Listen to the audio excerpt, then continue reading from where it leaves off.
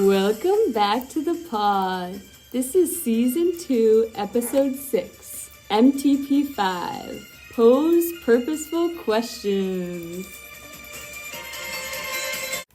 Hello, and welcome back to our podcast. This is Season 2, Episode 6, MTP 5, which is Pose Purposeful Questions. And this is Lilia. And Kira. And Lola. And Janan. And I wanted to start off this conversation just by kind of giving an overview of this MTP. So purposeful questions are used to assess and advance student reasoning, sense-making about important mathematical ideas and relationships. And a lot of this is like kind of conversation, and the teacher's like facilitating it by, throwing out questions. And they use questions that encourage students to explain and reflect on their thinking as an essential component of meaningful mathematical discourse. So these questions are kind of planned like beforehand by the teacher, like they're looking at the content and they're identifying, where they want the students to really understand, and they're asking those questions to kind of assess them and then also encourage them to like converse about it with each other.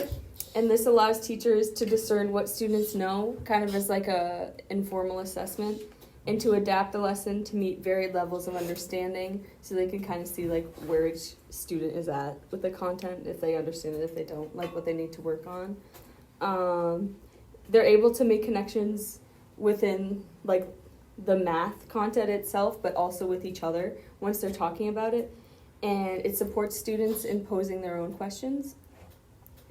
And I read that there are two important aspects of questioning, and these two aspects are the types of the questions and the pattern of questioning that they use. So, talking about the different types of questions, there is a few in the Principles to Actions document that I read about, but I just wanted to talk about a couple of them. So teachers will use these to gather information, like student recall facts, definitions, and procedures. Problem thinking is a type of question, and it has students explain, elaborate, or clarify their thinking, and includes articulating the steps and solution methods or the completion of a task. Another type of questioning would be making the mathematics visible, which means like students discuss with each other about mathematical structures. They make connections with each other among the mathematical ideas and relationships. And the last one I have written down is encouraging reflection and justification, which students can reveal deeper understanding of their reasoning and actions. And they can also, like with these questions, it can allow them to kind of like argue a side or not with each other. And then talking about the patterns of questions, these were kind of interesting.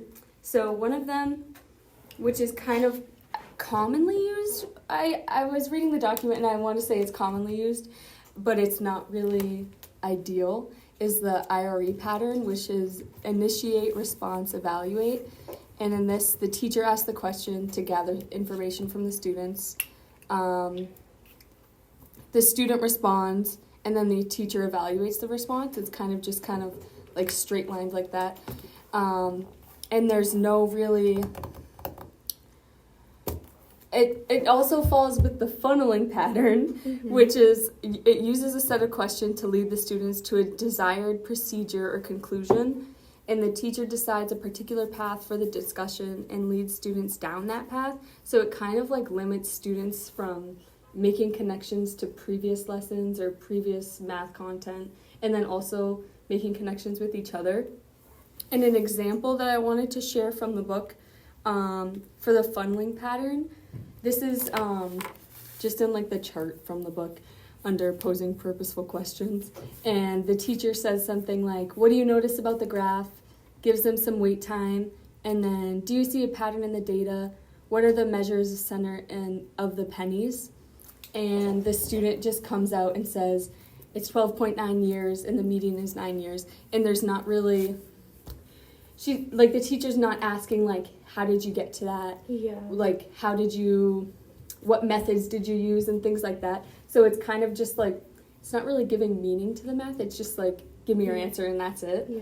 Because you really want the kids to really like talk about it, to really feel like they understand what they learned. Yeah. Like, that's the whole purpose. Yeah. And like giving students the space to sort of like think on their own and like like the time. engage in productive struggle, which is something we talk about every episode. Because if you're asking a question and then like you only giving the students like a couple seconds to think, and then you ask more like specific questions like oh, like what do you notice about the graph, and then like kids aren't saying anything, like maybe look at the x-axis, you know, like and then keep like prompting them to look somewhere specific, like they're not going to have that experience of like Exactly. actively struggling and like actively trying to like look at the different aspects, because you have to give them time, like, especially when the question is purposeful and like there so they engage in like a thinking activity and like figure for themselves like what they should be looking at, like then students are just gonna like keep having the answers like fed to them, and that's not productive. I always love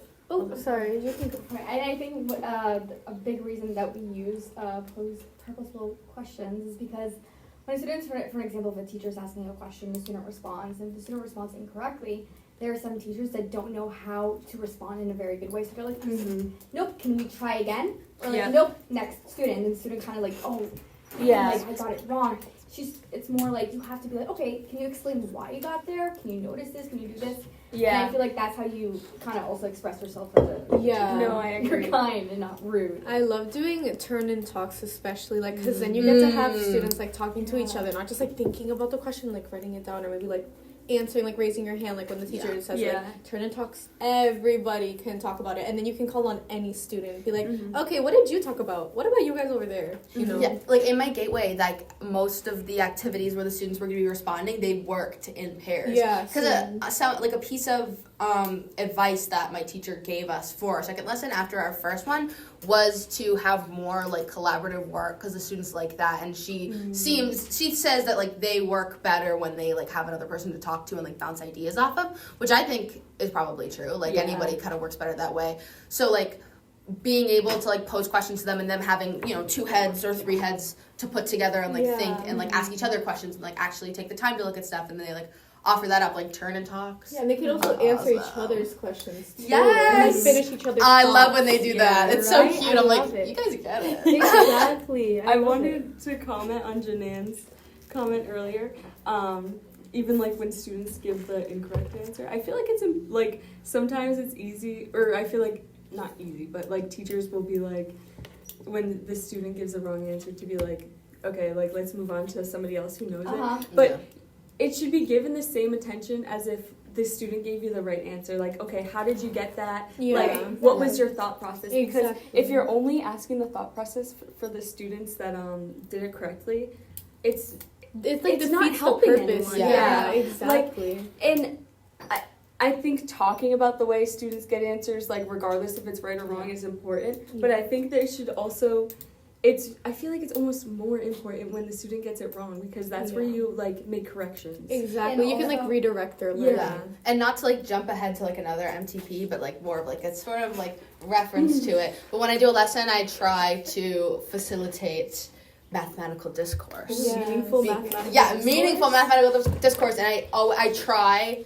my best, unless there's like we're in a crunch for time, to treat every answer, right or wrong, the same. And so I'm like, okay, like anybody else, because I feel like that's what Dr. King does in class, like you'll answer it right, and then like she's like, okay, anyone else, and you're like, wait, did I get that wrong? Like, did I get that right? Like, I don't know. But then it's like, oh, she's trying to get like other answers, and so like I try to have like 2 or 3 different answers, and then I'll ask them like, okay, Susie, why do you think that? Blah, blah, blah, blah. And then, oh, Marcus, why do you think that? And then they kind of like have a discussion together and with me, and they like work out like their thought process. And I feel like with that, it's like you're posing purposeful questions while you're doing that. Yeah. Because it's like because the kids, especially if they're in like 3rd grade and under, actually, I think 3rd graders can do it. Like, it's hard for them to like have their own sort of discourse without like guiding questions. And even as an adult, like when you're doing a sort of like mini debate like that, it's like hard without having some sort of guidance with those questions. So that's why it's so important that your questions are actually meaningful and connect to the content and actually elicit like a higher form of thinking. because otherwise student it's thinking. So, unless it's student thinking. I think that was that my MTP from last week. I think so. So smart.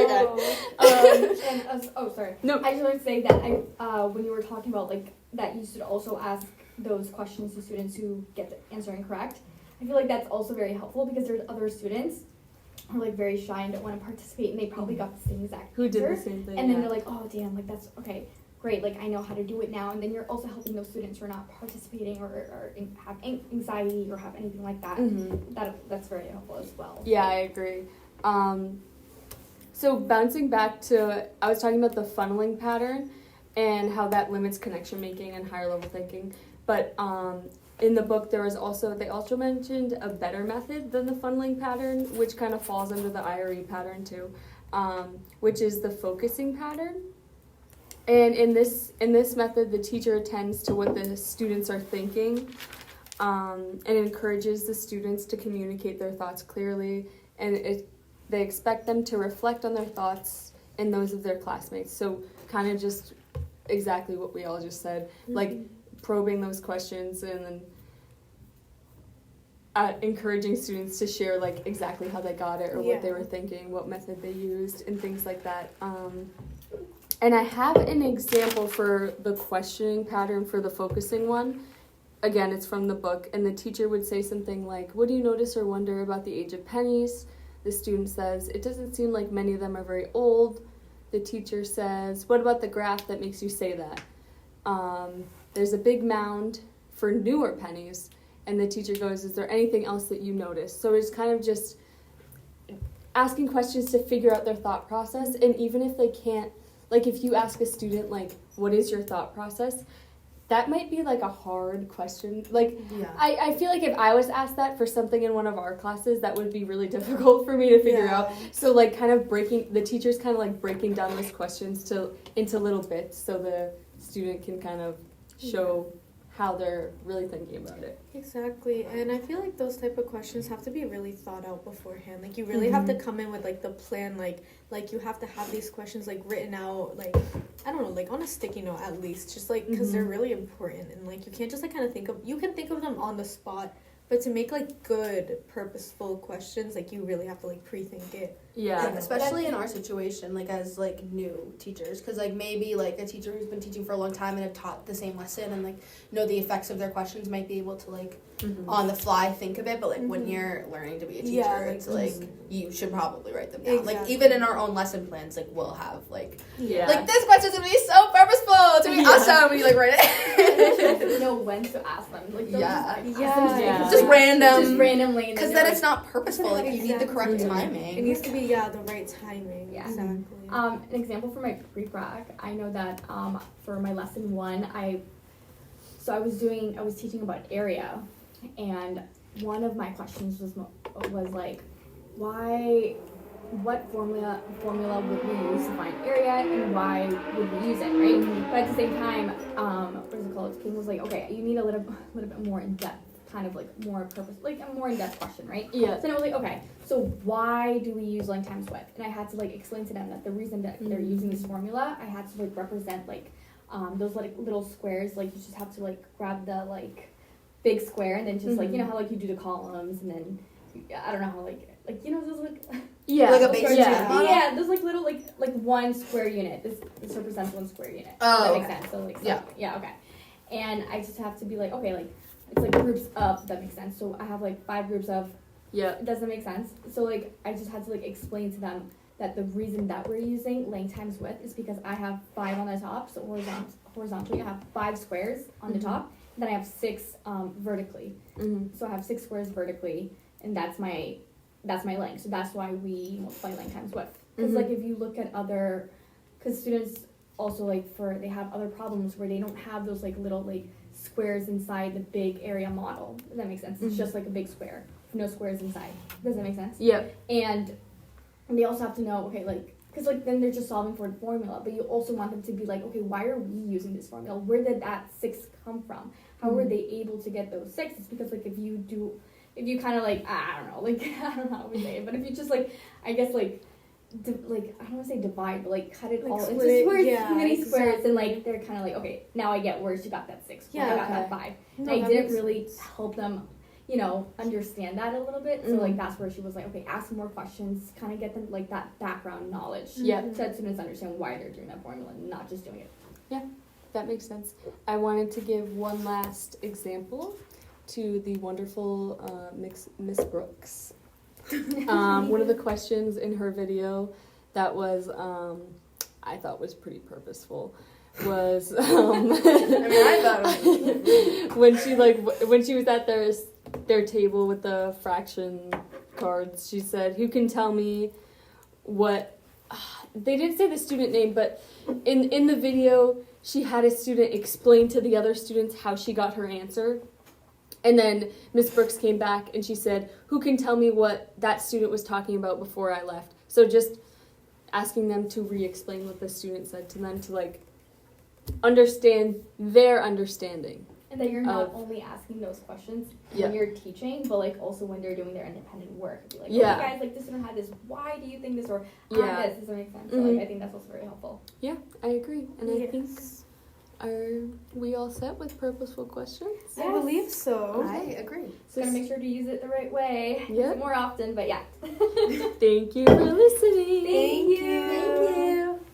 Our credits for this episode include Miss Brooks' lesson, the Principles to Actions book, and our MTP analysis form.